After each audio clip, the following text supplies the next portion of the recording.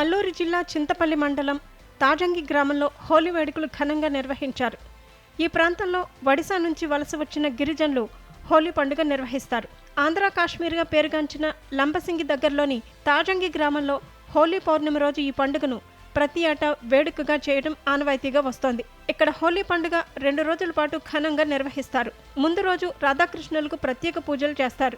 రాధాకృష్ణులు, పాకలపాడు గురుదేవుల విగ్రహాలను గిరిజన సంప్రదాయాలతో కోలాటం, తప్పెటగుళ్ళు, ఆదివాసీ నృత్యాలతో గుడి వద్ద నుంచి గ్రామ పురవీధుల్లో భారీగా ఊరేగిస్తారు. యువకులు అడవికి వెళ్లి 60 అడుగుల ఎత్తైన చెట్టును వెతికి దానికి పూజలు చేసి అనంతరం ఆ చెట్టును నరికి తీసుకొస్తారు. హోలీ రోజు తెల్లవారుజామున ఉత్సవానికి అంతా సిద్ధమవుతారు. అత్యంత భక్తి శ్రద్ధలతో 60 అడుగుల ఎత్తులో చెట్టుకు సమాంతరంగా కట్టెలను పేరుస్తారు.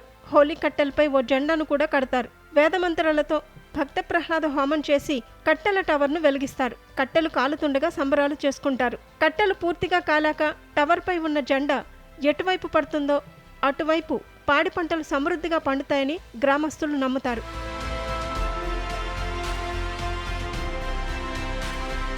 ఈ వేడుకలో ఎత్తుగా పేర్చిన కట్టెల టవరు కాలుతున్న సమయంలో పైనుండి పడుతున్న జెండాను పట్టుకునేందుకు స్థానికులు పోటీ పడతారు. ఆ జెండా కింద పడకుండా ఎవరైతే చేజిక్కించుకుంటారో వారిని నగదు బహుమతితో సత్కరించి గ్రామంలో ఊరేగిస్తారు.